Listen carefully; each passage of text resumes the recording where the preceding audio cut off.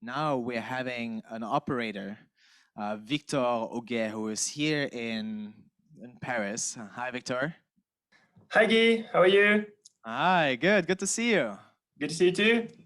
Amazing. So you're gonna share with us some of your best practices. I know that when I interviewed you like 2 years back, it really struck me, like all of the things that you're doing for your residents even before they move in. So we're really excited to hear you right now and to share like what you're doing at La Casa.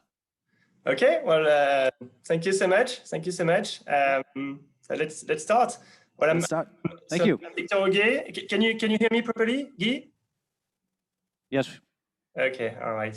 So yeah, hi everyone. I'm Victor Augais. I'm the founder of the French co-living operator La Casa, and very happy to be here today to talk to you about the key issue in co-living, building real communities. So 5 years ago, I sold my shares in my previous entrepreneur venture, and I decided to travel the world to find my next challenge. And the problem I wanted to solve was getting access to affordable quality housing when you live alone in a big city. I had heard about co-living as the real estate version of the sharing economy, offering to live in quality places made affordable, as you know, by sharing common areas. But really, I had another problem in mind, and I thought it was very hard to meet with new people when you move in alone in a large town. And this is especially true when you work from home, which is more and more the case today, unfortunately. So I figured co-living would also respond to that need for social bonds. So while I was traveling, I toured the existing co-living places, and I realized that there was actually two operating models: hotel co-living and residential co-living, both of them offering affordable quality housing. But I quickly figured that the premise for social bonds was much easier to hold for residential co-living than for hotel-like models. While I was in New York, I spent one night in a big co-living hotel. And to be honest, I felt like I was just in another hotel, except for empty kitchens or bars on each floor. No one asked me any question when I booked my room online. No one introduced me to anyone. And I did not dare to introduce myself to the other guests I randomly crossed in the hallway. So my stay came to an end shortly after that, and I had felt pretty lonely. I then got to San Francisco, and I came across the open door co-living concept. I met with the two entrepreneurs developing the company, and their vision about co-living was based on community and long-lasting relationships. They invited me to a house dinner, and I was impressed by the community mindset of the co-livers. There was 15 people living there. The house was their home, and yet they were very happy to welcome visitors, to meet with new people. In each house, people would agree on shared values. New co-livers were chosen by current ones, and in each house, people would build strong relationships and stay much longer than in co-living hotels. So that's how I started in co-living, and I came back to France. I launched La Casa, a French version of the residential co-living model. Now we are 3 years down the road, and after 15 house openings, it strikes me that we are by structure building strong communities where people make real friends. So how so? I'll walk you through La Casa key principles for building real communities. So the first one is build a small group where people can actually get to know each other and not just by name. The best place to do that is large family house with only one shared kitchen, one living room, one terrace, one barbecue. Each bedroom has its own bathroom, providing intimacy, but there's no kitchenette in it, and people are actually living together. 2, make sure people are community driven. Write down your own principles on the front door and make sure everyone embraces them. This is not an easy one, as anyone can declare they are community minded when they just aim at getting the room. So find a way to make them prove it. At La Casa, all bedrooms are different. Some are bigger than others, but they all come for the same price. And what's worse, you cannot even choose your bedroom, as they may be attributed randomly. What happens next?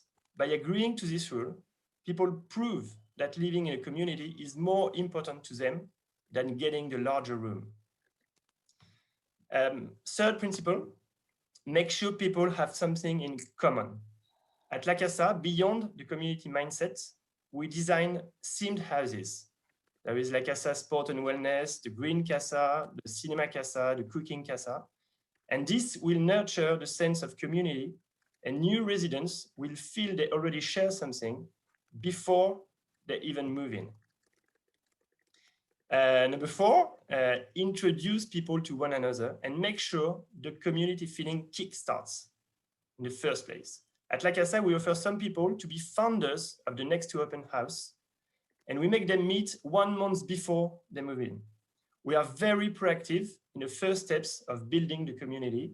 We organize drinks, brainstormings, so that residents, future residents, can actually get to know each other. Number five, make people choose each other. Once you have chosen the founders, you just get the ball rolling. The founders choose the rest of the house, and so on. And I realized people are much more involved in a community when they choose each other. So in the first place, the founders, half of the house, choose the other half of the house amongst the candidates we provide them with. And they just have to pick the people they feel at ease living with. And for the motivated candidates who are not selected this time, they can just be founder of the next house. So it's not a problem. And the same goes on for replacing someone leaving a community. We, La Casa, interview candidates. We make sure that they're community driven. We introduce them to residents, but in the end, residents decide who they want to live with. And the last one, the principles, make people do things together, make them own their house and develop common projects. At La Casa, we require every resident to take one responsibility, be it on maintenance or ordering the weekly house dinner we provide. So each one has a role and feels part of the community. Each one is an actor of the community. And when residents come to us with a project they want to build in a house, like yesterday in the Green Casa, about new plants they want to plant in the garden, we are very happy to subsidize the project.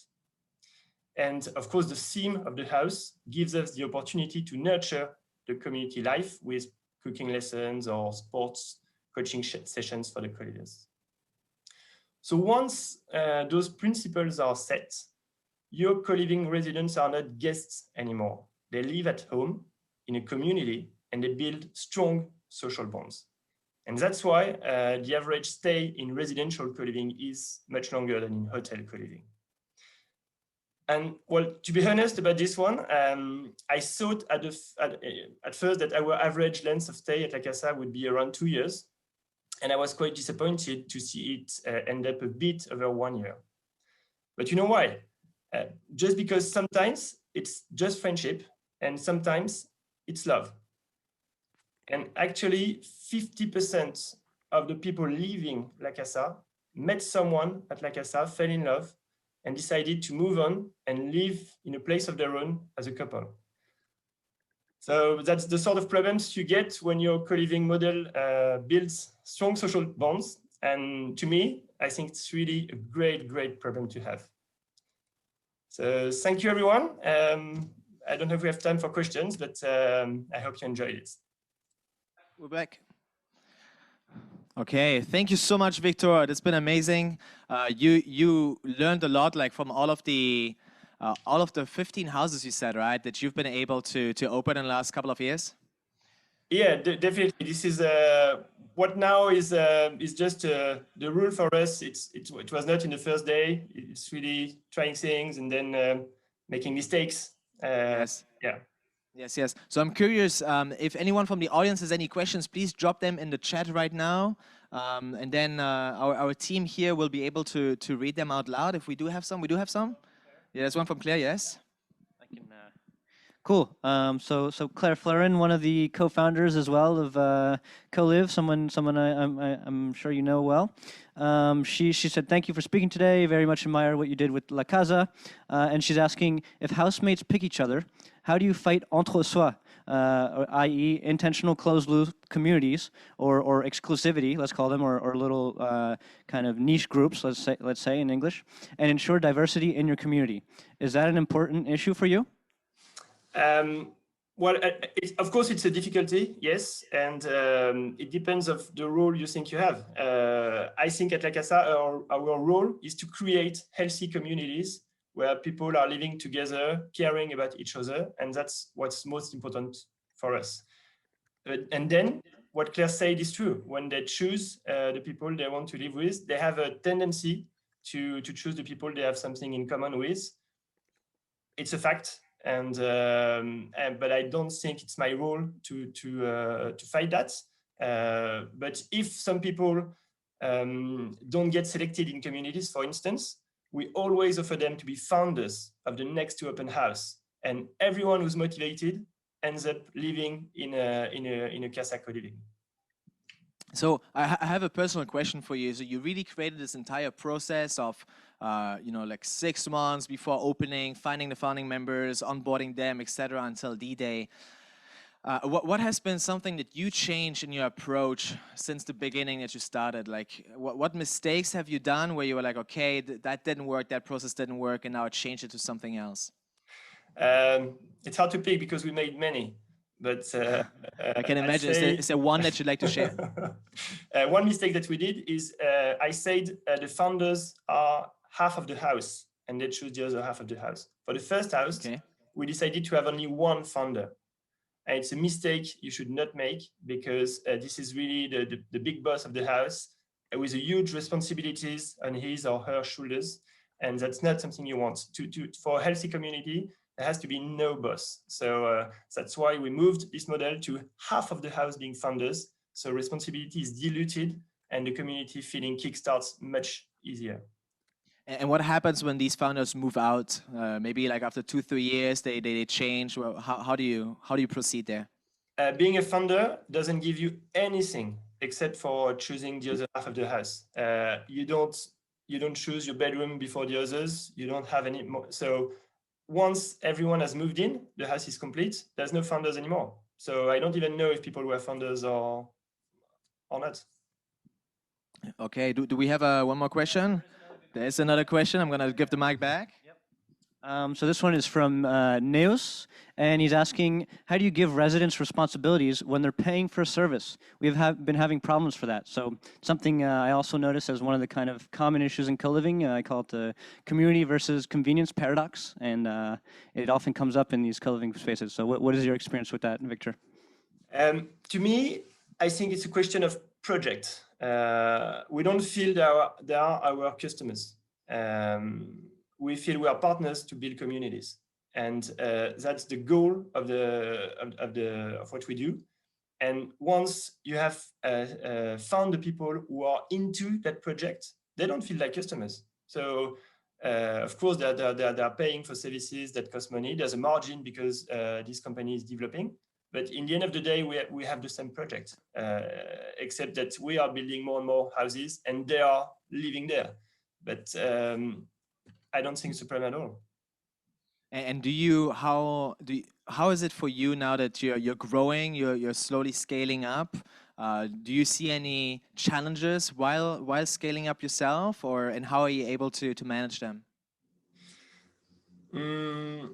The challenge we have is that when I say that one of the principles is make people choose each other, it can give you some delay in moving in the house because the residents have to meet with people, and this can lead to vacancy. So we have to find a way to maintain this key asset of people choose each other, but still in a fast process where we don't end up having your bedroom empty for a month and a half when we had 10 candidates ready to move in. So of course it's a management issue, and we have to find maybe a smoother process for that. Amazing. Victor, thank you so much for sharing all of this, really. You're doing phenomenal work here at reinventing the co-living model. Is there anything else that you'd like to share with other co-living entrepreneurs, maybe some that are starting? Any advice, last words that you'd like to give?